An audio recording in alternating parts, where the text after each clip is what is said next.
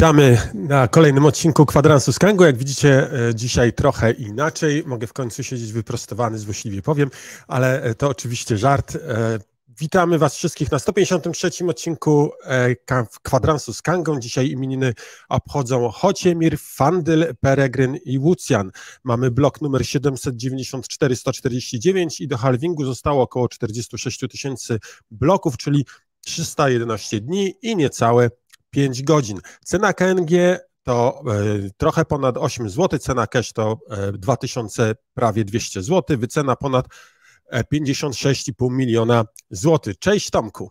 Cześć Łukasz. Słuchaj, bardzo ważne pytanie. Czy wiesz, dlaczego szkielety nie mogą grać muzyki kościelnej? Bo skrzypią? Nie, bo nie mają organów. Witam jeszcze raz. Słuchaj Tomku, powiedz mi, co tam na rynkach się dzieje, jakie są twoje przeczucia i domysły? No na rynkach przysłowiowo krew się leje. Mieliśmy bardzo duże spadki spowodowane, jak wiemy, pozwami SEC-u, zarówno Binance US, jak i Coinbase'a. Głównym jakby motorem napędowym tych spadków jest tak naprawdę token BNB i niepewność z nim związana. Bo nie wiem, czy wiesz, ogólnie rzecz biorąc, wisi nad nami widmo bardzo dużej likwidacji na rynku. Tak, nawet przygotowałem na dzisiaj taki screen, bo jakiś czas temu mieliśmy hack na BNB Chainie. Tak. Był taki exploit, że udało się wymintować ponad 2 miliony BNB na BNB Smart Chainie. I teraz okazało się, że prawie 1 milion z tych BNB posłużyło jako kolateral do wzięcia bardzo dużej pożyczki. I ta pożyczka ma cenę zapadalności na $218. Okay. Także jakbyśmy mogli pokazać ten screenshot, bo ofiarą był tutaj Venus DAO. Mamy ponad 200 milionów dolarów w BNB przy cenie zapadalności $220. 218. A aktualna cena to 230 parę i byliśmy, jak pokażemy na następnym screenie, na poziomie 220. Ojej. I teraz jest problem, bo tego nie da się zlikwidować. W razie jakiegoś flash crasha jakby cena BNB leci do zera, prawda? I w tym przypadku jakby Venus DAO umówiło się z, powiedziałbym z Binance'em, ale z teamem od BNB Smart Chaina, że oni przejmą ten adres i oni przejmą to zobowiązanie. Więc jakby likwidacja tego kolaterala jest na plecach teamu BNB Smart Chaina. Jedno pytanie. Chcę się upewnić, czy ja sam dobrze wszystko rozumiem, no i oczywiście, czy nasi widzowie rozumieją. Ktoś wymintował BNB 2 miliony, ale 1 milion tych BNB warty kilkaset milionów dolarów posłużył jako zabezpieczenie pożyczki. Ktoś wziął pożyczkę, wnoszę, że w cenie że dostał około 200 milionów dolarów pożyczki. I teraz te 200 milionów dolarów pożyczki ma, no i teraz żeby pokryć ewentualny dług, to jeżeli cena BNB zbliży się do $218, to zostanie natychmiast upłynniony ten milion BNB. Przypominam, to nie jest milion dolarów, tylko to jest 1 milion BNB, które w tej chwili jest warte ponad 220 milionów dolarów. I rozumiem, że problem jest taki, że nagłe upłynnienie, czyli wystawienie na sprzedaż miliona BNB może spowodować gwałtowny spadek ceny. Zawaliłoby cały rynek, tak. Nie ma takiej płynności. Dokładnie, aczkolwiek trzeba tu wszystkich na goło uspokoić, że jakby ta automatyczna likwidacja jest jakby wyłączona z protokołu obecnie. Okay. I jakby team BNB Smart Chaina chciał jakby te wszystkie lewe BNB wyciąć z całego ekosystemu. Tutaj akurat nie mógł tego zrobić dla takiej ilości kolaterala, gdyż jakby atakujący zdążył przejąć dużą ilość dolarów, etherów, przejść na inne chainy i jakby upłynnić te środki. Uciekł. Dokładnie. Uciekł. Nie złapali go z tą torbą akurat. Wiele jakby środków zostało zatrzymane z tego haka, ale te akurat jakby się rozeszły już i rynek musi sobie teraz z tym poradzić. Stąd teraz widzimy taką mocną obronę tego poziomu $220 i uważam, że SEC, który też jakby dolał oliwy do ognia, teraz jest bardzo mocnym motorem napędowym i uważam też, że są inne osoby, tak samo jak te, które atakowały na ekosystem Luny kiedyś, które będą chciały powiedzieć sprawdzam. I zobaczymy dopiero wtedy, jeżeli ta cena spadnie, bo myślę, że spadnie. Cena BNB spadnie, taka jest moja predykcja, poniżej $220 i zobaczymy, co się stanie. No to co, to shorty. Pakować trzeba w shorty. To nie jest porada inwestycyjna. Nie, w żadnym wypadku. Ale Tomku, powiedz, co tam na rynku Bitcoina albo Ethera, jakie są nastroje, jakie widzisz? No słyszałem, że dużo wczesnych inwestorów Ethera przesyłało swoje środki na przykład Krakena. Tak, dokładnie sprawdziłem te informacje. Wiemy, że w maju Ethereum Foundation sprzedało Ethery o wartości ponad $30 milionów, a jeden z założycieli Ethereum, Jeffrey Wilka, sprzedał, czy wysłał na razie na Krakena Ethery o wartości $41 milionów. No i teraz moje pytanie jest takie, czemu on wysłał to na Krakena, a nie na przykład stejkował? Bo gdyby stejkował te Ethery, to by rocznie zarabiał ponad 3, prawie $4 miliony. Czy to nie byłoby rozsądniejsze wyjście? To zależy, czy on wie o czymś, czego my nie wiemy. To jest pierwsza rzecz, a druga rzecz, czy nie potrzebuje tych pieniędzy do czegoś. Może ma jakiś pomysł. Może tak jak nie pamiętam, jak miał ten pan, który był w teamie Ethereum, który założył Polkadot. Okej. Woodson, no chyba. Ja też nie pamiętam. W każdym bądź razie może zrobi jakiegoś swojego blockchaina. I na to potrzebuje kapitału startowego, nie wiadomo. No tak. Słuchajcie, zanim przejdziemy do następnego tematu, oczywiście dajcie znać nam, jak nas widać, jak nas słychać, żebyśmy dobrze wiedzieli, czy wszystko idzie dobrze, żeby nasz team tutaj, który stoi za konsoletą i za kamerami, mógł ewentualnie reagować. No i oczywiście zachęcam wszystkich do tego, żeby polubić, zalajkować, zasubskrybować, kliknąć w dzwoneczek, to bardzo nam pomaga w zasięgach i jeżeli możecie, to dajcie komentarz, nawet taki czysto techniczny, że jesteście i skąd nas oglądacie. A teraz wracamy do tematu jednego z takich głównych, który się pojawił, czyli mamy duże ruchy na Ethereum, zapowiedzi takich, czy ruchy takie zwykle są wyprzedzające w stosunku do gwałtownych spadków wartości, no bo taki wieloryb jak zaczyna sprzedawać, no to chyba ma jakąś wiedzę większą niż my. To nie za dobrze chyba, co? Że tego typu informacje mogą być dostępne tylko dla niektórych.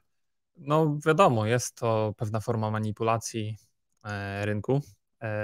Powiedziałbym tutaj, że tam też słyszałem jakiś komentarz a propos sprzedaży tych, no to aż 10% swoich zasobów Etheru sprzedawał ten jeden z członków Ethereum Foundation.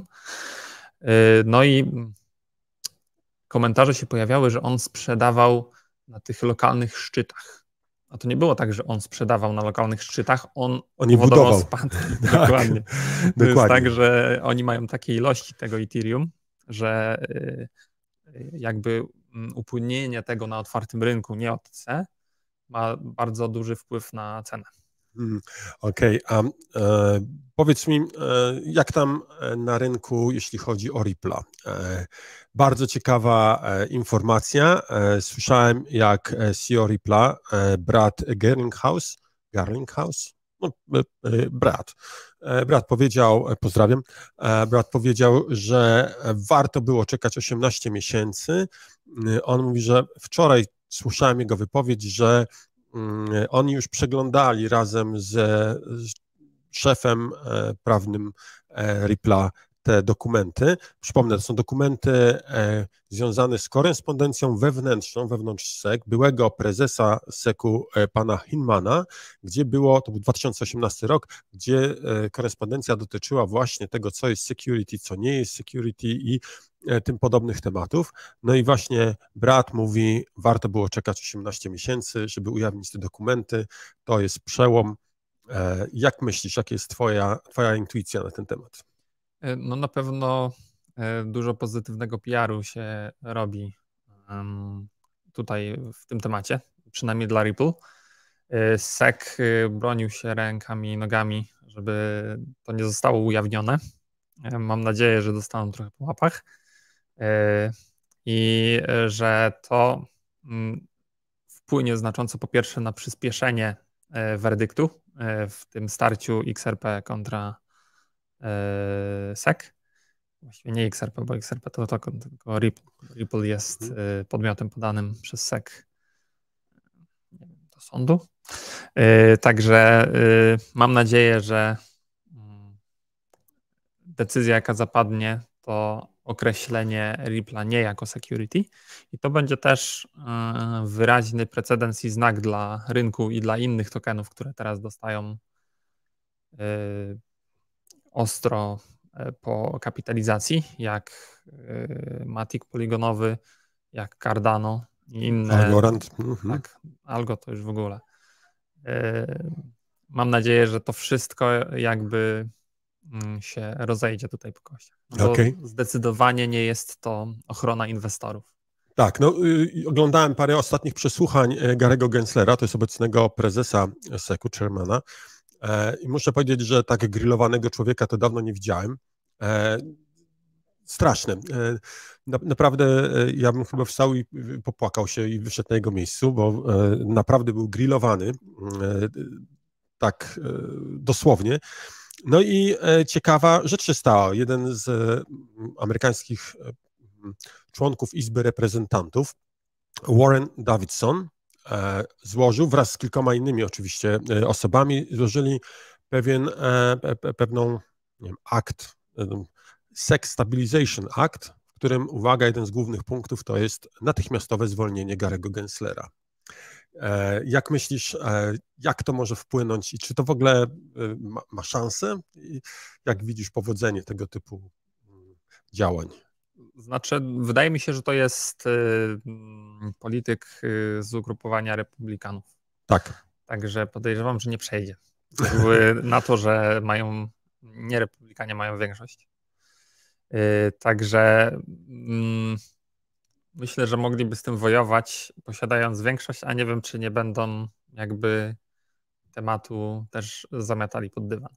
To zawsze tam partie opozycyjne próbują jakoś tam wejść do mainstreamu. Jest to możliwe, że przez to, że obecna władza w Stanach Zjednoczonych jakby tak mocno atakuje kryptowaluty, że to młodsze pokolenie, które jest jakby odbiorcą tego typu technologii, jakoś się na nich odegra.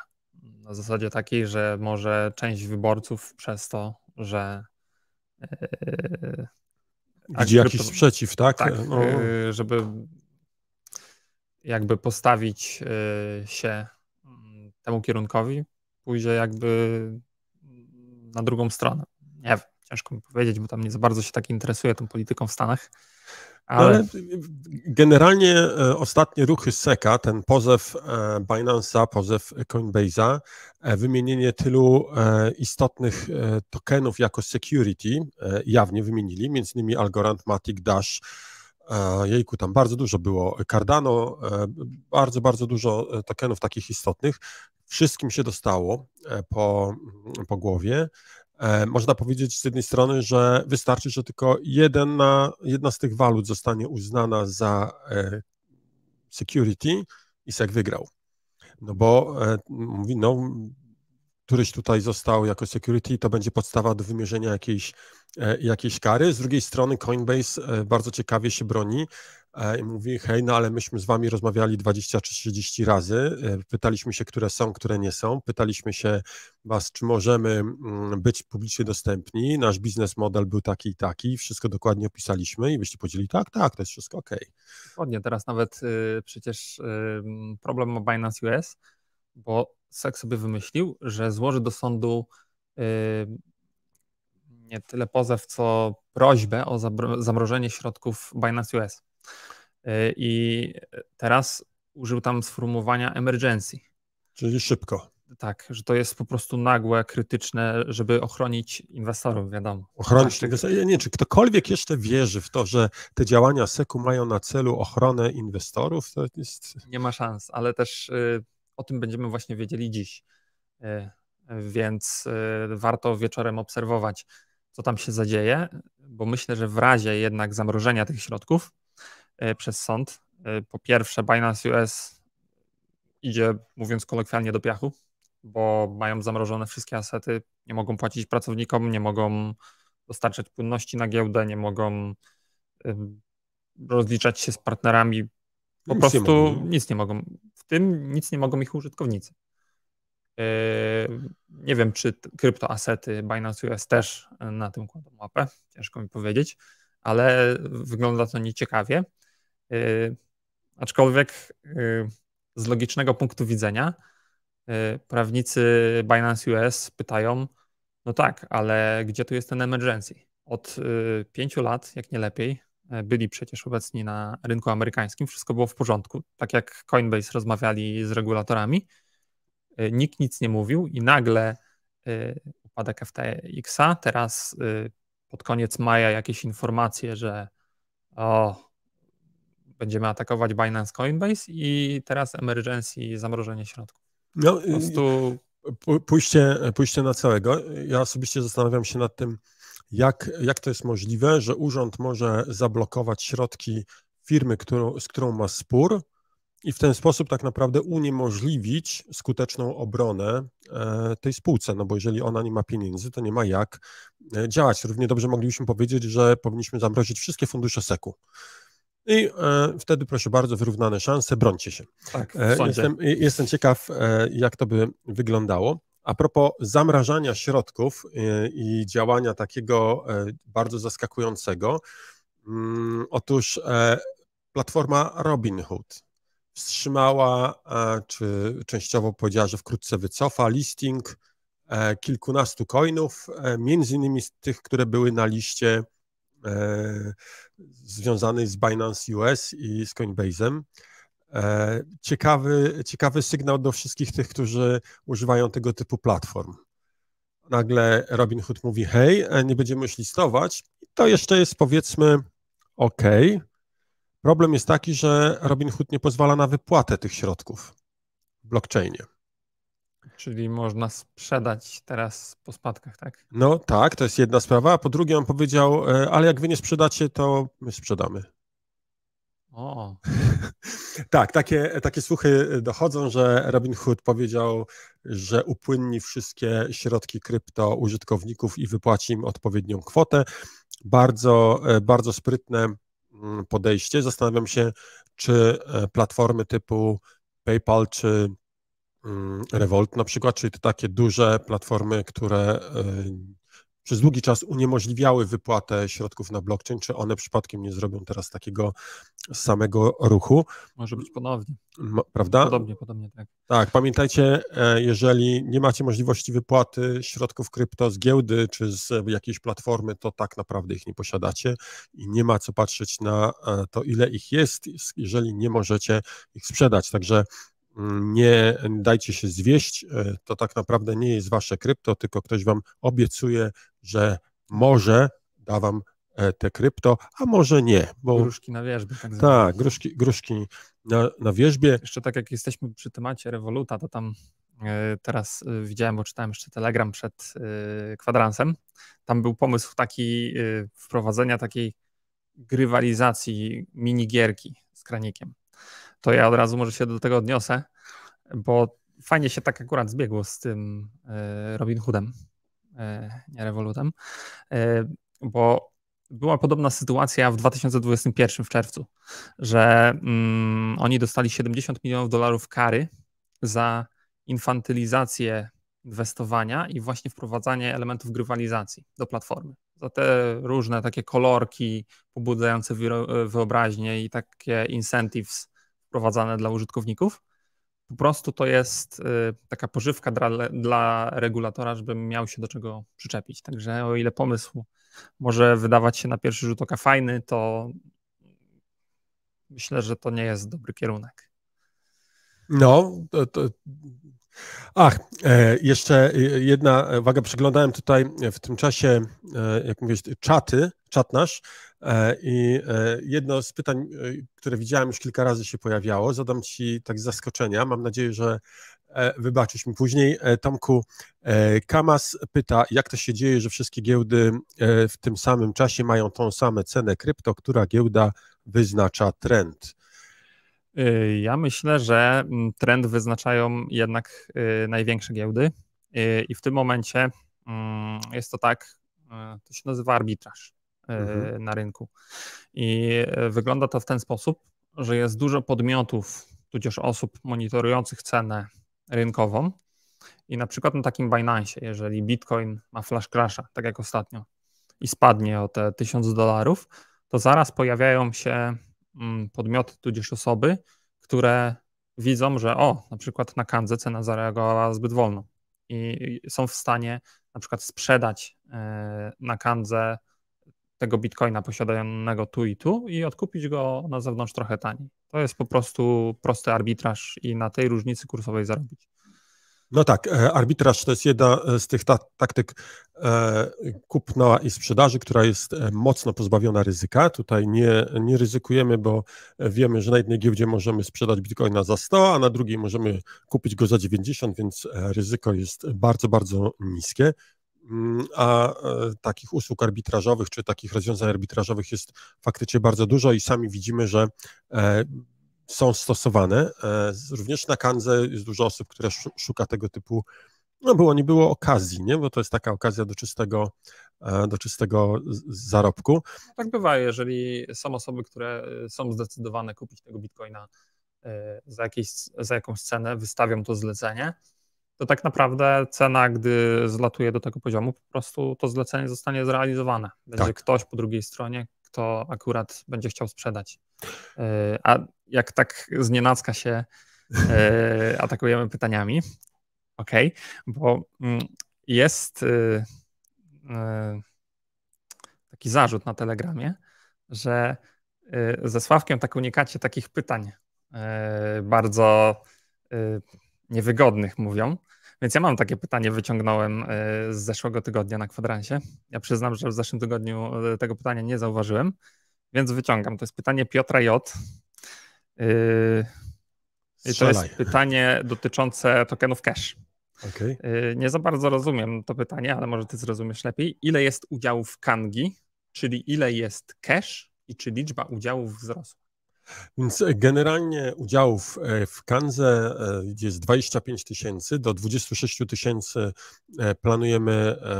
mamy już zaplanowaną emisję, natomiast docelowo mówiliśmy o tym, że maksymalna ilość udziałów, jaka będzie, to będzie 30 000. Te dodatkowe udziały są przeznaczone na sprzedaż ewentualnemu inwestorowi strategicznemu, jeżeli taki się pojawi, ale w tej chwili to jest 25 plus wolny 1000, tyle jest udziałów, więc taka jest odpowiedź. Bardzo prosta, Piotrze, tutaj nie ma żadnych wielkich tajemnic. W samym obrocie tokenów cash jest stosunkowo niewiele. Nie potrafię dokładnie w tej chwili podać liczby, ale na rynku tych caszy jest kilkaset, nie tak dużo. Faktycznie większość cashi jest po prostu w postaci udziałów. Te informacje są jawne, można sprawdzić w zapisach Company House i tam każdy posiadacz jest wymieniony z imienia i nazwiska. Nie ma z tym żadnego problemu, nie robimy z tego tajemnicy. No ale mija już, czy kończy się drugi kwadrans, a pozostał nam konkurs do rozstrzygnięcia. Tomku, przygotuj się do tego, żeby podać wyniki. Ja tylko przypomnę, że jak co tydzień, czy jak co każdy kwadrans z Kangą, mamy taki konkurs. Każdy, kto poda w ciągu 2 dni od emisji tego odcinka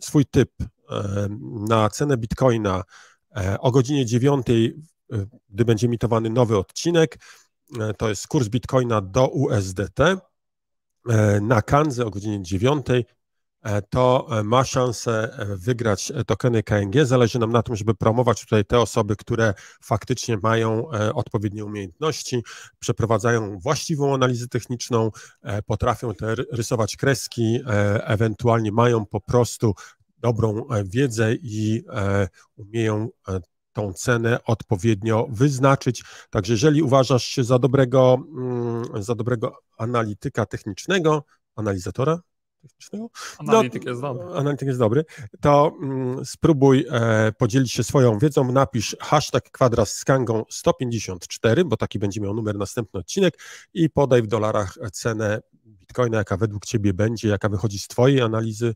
Tutaj oczywiście nie mówimy o żadnym zgadywaniu, to jest tylko i wyłącznie wiedzowy konkurs i dzielimy się tym, jak zgodnie z naszymi obliczeniami wychodzi, że ta cena będzie. Więc zapraszamy, liczą się tylko te komentarze, które zostały umieszczone do końca środy, czyli do końca 14 czerwca. Ale pytanie, czy mieliśmy jakiegoś zwycięzcę z poprzedniego odcinka? Tak, wychodzi na to, że mamy w społeczności bardzo dobrego analityka technicznego, bo podał on cenę $26 079 za Bitcoina. O ile się pomylił? W momencie 9 rano pomylił się tylko o $2. Brawo! A o 9, godzinie 9 i 26 sekund była kolejna transakcja na właśnie 26 079. Tam 79 centów jeszcze, ale po prostu szacunek. I normalnie na dzisiaj byłaby nagroda 44 KNG, ale że mamy kumulację, to otrzyma on promocyjną ilość 89,90 KNG. No to gratuluję. Jeszcze raz, jaki jest nick? Nick to jest Dariusz79, bo to jest chyba najważniejsze, także zgłoś się do supportu i odbierz swoją nagrodę. Tak, zgłoś się gratulujemy, to naprawdę masz dużą wiedzę i wyczucie rynku. Tutaj Marcin Borkowski pyta się, czy zdarzyło się, że ktoś przynajmniej 2 razy dobrze wytypował cenę BTC w dolarach na konkursie u nas? No, szczerze mówiąc, nie wiem. Może poproszę tutaj team, który marketingu, żeby sprawdził i za tydzień podzielimy się tą wiedzą. Może by zrobić jakiś taki Hall of Fame. O, kto najwięcej razy, albo kto dostał najwięcej nagród. Właśnie, bo jaka nagroda, skąd się bierze nagroda? Nagroda to jest 10% łapek w górę, tyle KNG dostanie ktoś w następnym odcinku, więc jeżeli oglądacie nas teraz, chcecie brać udział w konkursie, to jak najbardziej kliknijcie łapkę w górę, subskrybuj dzwoneczek i te wszystkie rzeczy. Może udostępnijcie ten film komuś znajomemu. Warto dzielić się wiedzą, warto dzielić się tym, co się dzieje w świecie krypto, żeby później uniknąć zarzutu, że nasi znajomi mówią, nic nam nie powiedziałeś o świecie krypto, a to taka ważna informacja była. Na koniec, Tomku, mam takie pytanie. Czy ty jesteś fanem Apple'a? Oczywiście, nie mam nic z Apple'a. Chociaż wygląda, jakbyś miał wszystko. Okej. Nie wiem, czy słyszałeś, Apple wypuścił na razie taką zajawkę nowego urządzenia. Widziałem, to te gogle fajne chodzi. Tak? Tak, ale to nie są gogle do VR-u, bo w tej chwili takich gogli do VR-u trochę jest. A to nie jest telefon. Nie jest telefon. Chodzi mi oczywiście o Apple Vision Pro, coś, co Apple reklamuje jako rewolucyjne urządzenie. Będziemy o tym rozmawiać na no comment, myślę. Będziemy o tym mówili, natomiast tak tylko powiem, czy widziałeś, jak to ma działać? Mam szalenie mieszane uczucia. Szalenie będziemy ze Sławkiem, myślę, rozmawiali w sobotę o tym tak luźno i jak to może wpłynąć na świat krypto, jak to może wpłynąć na nasz świat. Niemniej powiem, kilka rzeczy mnie fascynuje, kilka rzeczy mnie naprawdę bardzo ciekawi, a kilka rzeczy mnie przeraża i to tak naprawdę bardzo, bardzo ciekawe urządzenie. Czyli z takiego macoszego opisu wnioskuję, że to będzie VR-ka z jakimiś domieszkami AI i bardzo wysoką ceną. Bardzo wysoka cena, zgadłeś, virtual reality też, augmented reality również. To, co jest według mnie rewolucyjne, to metoda kontroli, obsługi tego, żadnych kontrolerów, jest wszystko szczytywane z ruchu twojego ciała, ruchu gałek ocznych i ruchu twoich dłoni. Normalnie Minority Report, tak sobie przypominam, było takie coś, ale nie zdradzajmy szczegółów, mamy dużo ciekawych informacji.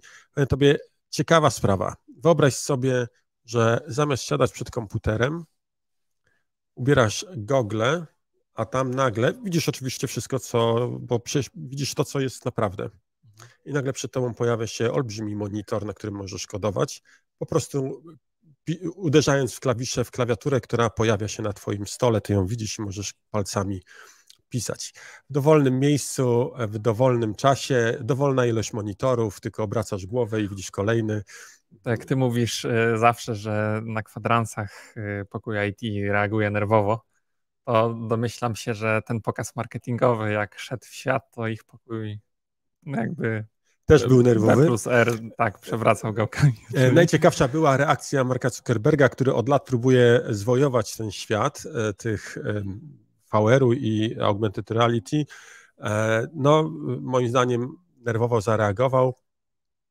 Trochę się przyczepił słusznie do niektórych rzeczy, aż jestem zdziwiony, że marketing Apple'a tego nie wychwycił wcześniej, że tam brakuje paru rzeczy. Znowu nie chcę zdradzać tematów, o których będziemy ze Sławkiem rozmawiali, ale powiem tak, wiem, że przed iPhone'em istniały smartfony. Sam posiadałem takie smartfony z Windowsem, posiadałem Nokię, tą taką rozkładaną, bardzo fajny telefon, użyteczność zero.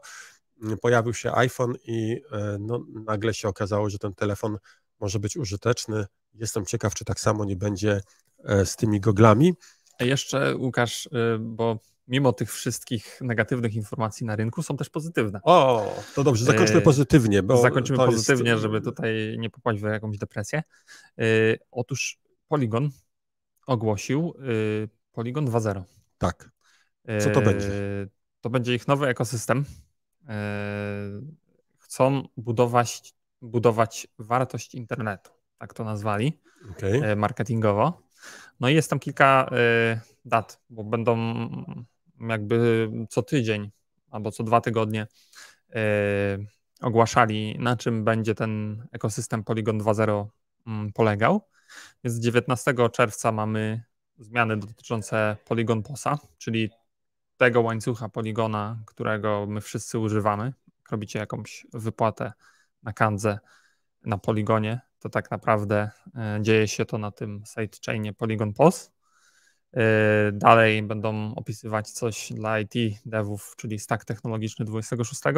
Potem w lipcu już mamy opis nowej tokenomii, tokenamatic i 17 lipca mamy governance, czyli jakoś będą chcieli wprowadzić głosowania DAO. No, ciekawy ruch. Ważne, że dla mnie to, co widzę, to, że Polygon w ogóle nie patrzy na to, co się dzieje z SEC-iem, w ogóle ignoruje te sprawy.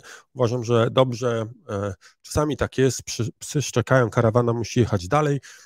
Na koniec jeszcze może kilka słów na tym, co się działo na Kandze. Ja miałem chwilę odetchnięcia, chwilę przerwy i wracam, a tutaj masa nowych listingów, masa nowych rzeczy. Nie będziemy może w szczegółach tego omawiali. Każdy z Was pewnie widział nowe, bardzo ciekawe listingi, ale wkrótce, uwaga, kolejne nowe funkcjonalności. Śledźcie nasze kanały, bo to będą rewolucyjne funkcje, rewolucyjne nowe możliwości. No i rzucam hasło blockchain ludzi, blockchain, którego nie da się zatrzymać.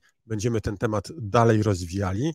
Tomek już patrzy przerażony, bo wyszedł z tego pokoju IT, sam teraz powiedział, jestem ciekaw, co będzie, jak wróci, jak go przywitają wszyscy. Czy będą na ciebie krzyczeli, czy będą... Obiecałem, że nie będę nic mówić o żadnych nowych funkcjonalnościach. No ale to ja powiedziałem, także zachęcam do tego, żeby śledzić nasze kanały. Będzie parę ciekawych rzeczy już wkrótce. No i co? Mija trzeci kwadrans, myślę, że pora zakończyć. Czy ty masz, Tomku, jakiś swój okrzyk? Znowu złapany na tym samym. Nieprzygotowany. Nie, ja nie wiem dlaczego. Nigdy się nie przygotuję. No to ja powiem swój, oczywiście BCK, Bitcoin ciągle królem, wierzę w to, że Bitcoin pójdzie do przodu, wierzę w to, co Gary Gensler mówił w 2018 roku, że Bitcoin, Ethereum i wiele innych kryptowalut to nie są security, tylko to są commodity, to jest towar, nie ma co tu się martwić, myślę, że pan Gary Gensler nie rzuca słów na wiatr i to, co jego pracownicy wystosowali, wkrótce znajdzie wyjaśnienie, może ich wszystkich pozwalnia, zanim sam zostanie zwolniony. Tak, a dalej jest też jeszcze komentarz, czy jeżeli SEC ogłosi na przykład taki Matic papierem wartościowym, to czy KNG idąc tym tropem też będzie papierem wartościowym. Ja bym powiedział, że jak jakiś regulator chce coś ogłaszać papierem wartościowym, to po prostu pójdzie do telewizji, to ogłosi, a potem jakby sąd ocenia, czy to jest papier wartościowy, czy nie. No, na razie można powiedzieć, że z punktu widzenia tego testu Huawei'a, bodajże, nie pamiętam dokładnie się nazywa, czyli to jest ten test 4 pytań, z których każde musi być pozytywnie udzielone, żeby coś było uznane za papier wartościowy, to możemy tam powiedzieć, że żaden z krypto nie jest papierem wartościowym, no ale urzędnicy czasami uważają inaczej. Prawda jest taka, że urzędnik jak mówi, czy pozywa jakąś firmę, czy kieruje sprawę do sądu, bardziej tak należy powiedzieć, to tak naprawdę on mówi, słuchajcie, ja się na tym nie znam, mam takie przeczucie, mi się wydaje, niech sąd orzeknie. Taki urzędnik nie ma żadnej odpowiedzialności, żadnego zobowiązania. On może wszystkie wnioski kierować zawsze do sądu, no może powiedzieć, słuchajcie, no nie wiem, może tak jest, a może tak nie jest, niech sąd rozstrzygnie. I teraz jak sąd rozstrzygnie na jego korzyść, no to powie, widzicie, dobrze mówiłem, tak, dobrze czułem, a jak negatywnie powiem, no i bardzo dobrze, teraz zostały rozwiane wszelkie wątpliwości, bardzo się cieszę, że tak zostało, przecież ja od początku też tak kibicowałem, żeby to tak się stało, no po prostu była sprawa niejasna. Pozdrawiam wszystkich urzędników, oczywiście stąd myślę, że kilkoro z nich nas teraz ogląda. Tak, i właśnie w toku może tutaj tak kończąc, wtedy mam okrzyk. Dajesz. KNF, czyli Kanga na fali. Brawo. Pozdrawiamy wszystkich urzędników, życzymy dobrego dnia i zapraszamy oczywiście na nasze pozostałe materiały. W sobotę o godzinie 19 mamy jak co tydzień Kanga No Comment, bardziej publicystyczny materiał.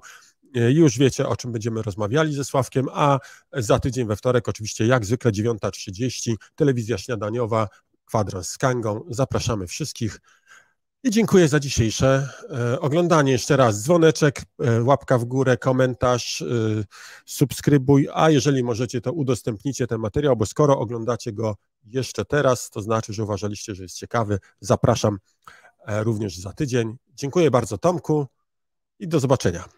Trzymajcie się, cześć. Cześć.